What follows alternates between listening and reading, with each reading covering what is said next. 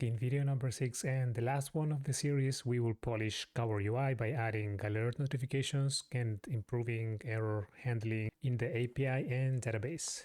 If you're new to the series, I will run you real quick through the project structure that we have so far. It is a PNPM monorepo code base that has a UI and an API. The UI is a React application that was built with Vite, and the API is a Hono server that uses Drizzle to access the database. We only have one table in our database, which is a books table, and the database is Postgres, and we are using Docker to run it locally. If you go back to the first video of the series, is where I set up everything step by step.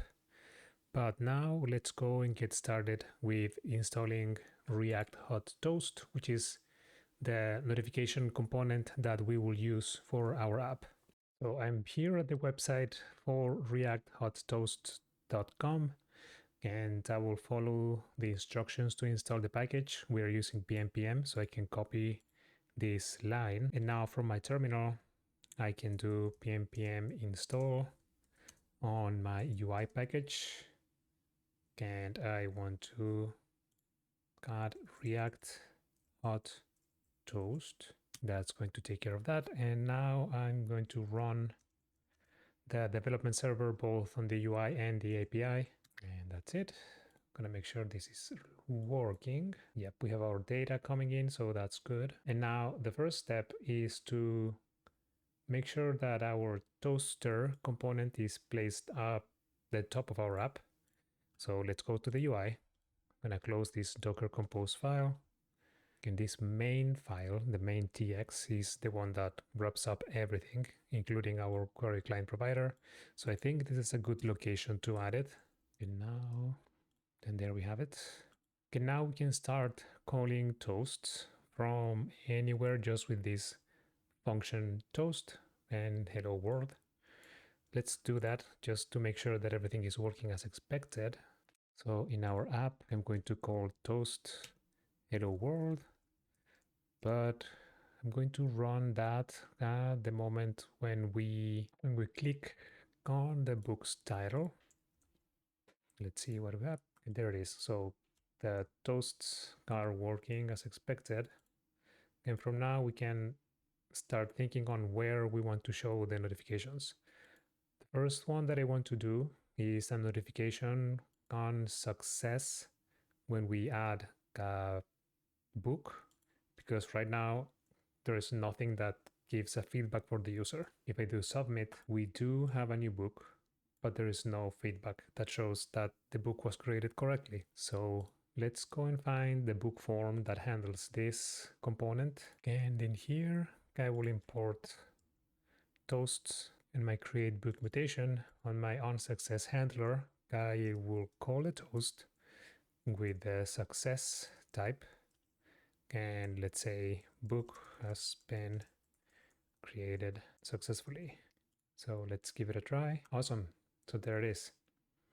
Now, there are other situations where we want to add more notifications.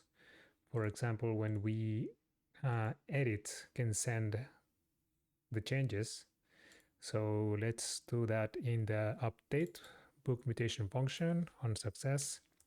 This one, instead of being created, is going to be the book has been updated successfully. Almost the same. So let's say for this one, I want to change the year to 2016. And there it is. Book's been updated successfully. And finally, we need to have another one for the delete on confirm. So let's go and find that in the code base. We have our delete book dialog, and here we have our mutation for the delete. So I will bring the toast library up here too, and I'm gonna just copy the same that I have here. So on success, when the delete book mutation executes, I will say that the book has been deleted. So let's just remove this one that we just added as a test. Okay, and delete this one too. Perfect. And now we are going to add some error handling in our API. That's something that we haven't covered yet, so let's do that. I will go to my routes file for the books entity, and we will start with the simple one, the get books route. And what I will do here is wrap this in a try catch method. So in case something goes wrong when I'm fetching element from the database, I want to respond properly to the API so the UI can eventually show an error instead of a success message. So now I'm going to do catch error, and I can say that the error is going to be failed to fetch books, and the status is going to be 500. And now since we have this try catch, and there's a possibility that this endpoint can return a response with an error, since we have Hono APC in place, we can see that now our fetch call can return either the promise with books or an error. For submit and the rest of our handlers in the UI, we're just expecting to have promises with data since we haven't added any handling for errors yet. So let's go ahead and add those now. With the post endpoint, I will wrap this section with try catch, and now I can return my response as an error, just as I did with the get endpoint. And in this case, the message is going to be failed to create a book with a 500 error too.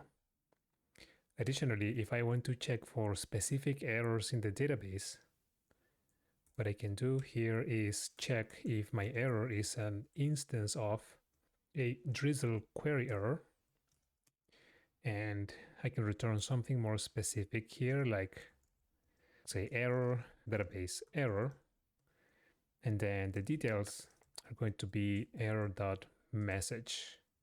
And since I know that this is a drizzle query error, this is going to return more details so I can debug later and find the root cause of the errors if I have anything on the database. I will also add the handler for get book by ID, which is going to be just similar to this one. Let's do it here. I can have the same handler for every single handler that has some database interaction. So probably it's a good idea to refactor this call into a reusable piece of code, but for now I'm just going to copy paste everything so we can move forward. I'm gonna fast forward this part of the video because it's very repetitive. We're just going to do the same here. Try, move this inside the try block, and then catch, check for the same conditions. In this case, put failed to update book. This is going to be failed to delete book. Okay, so now all our methods are handling errors, which is good. So now we see here that submit is expecting an error. The same for update. Now error is a possibility in the type. And for delete, same story. Now, if we have an error, we need to handle the toast that we're going to show saying that there's an error, right? And to do so, the promise that we have here has to throw an error. So this can be handled by React query, can eventually pass to React toast. So let's do that. When we fetch books, we have a request. And before reading the JSON content of it, we're going to verify if request is not okay. Let's grab the error from the body and then throw. And now I can do the same thing for each single one of these.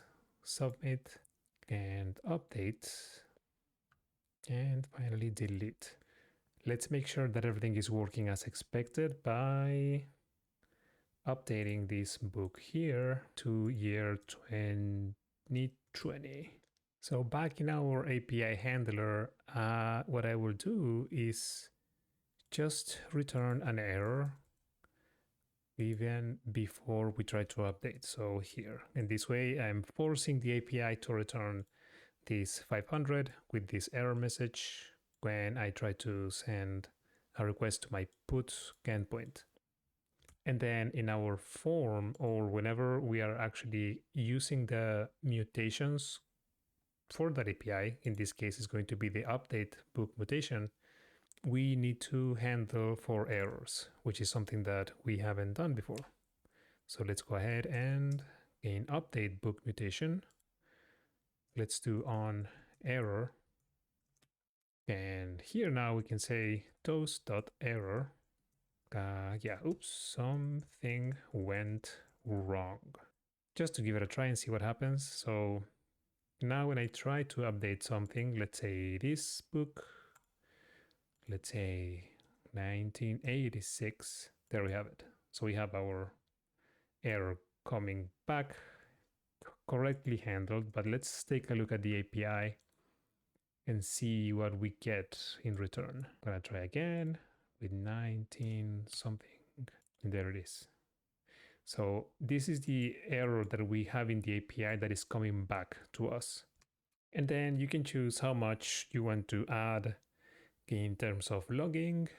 If you want to do logging in your backend in the API, in a real system, what you'll do probably is have some kind of telemetry service going on, accounting for logs, errors, correlations, etc. It can be as complicated or simple as you want.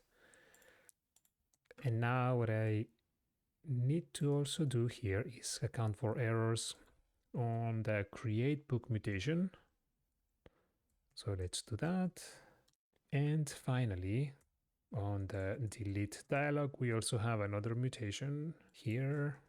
And that's it. So now all the interactions should be handling and showing error or success when the API goes through or the API returns error. Let's wrap it up here for now. Again, this might be the last video in the series. Not sure, we'll see. Actually, if there is something in specific that you would like me to cover, maybe you can let me know and we can expand the series. I will put this code in GitHub now so you can see the progress that we've done so far. Thanks.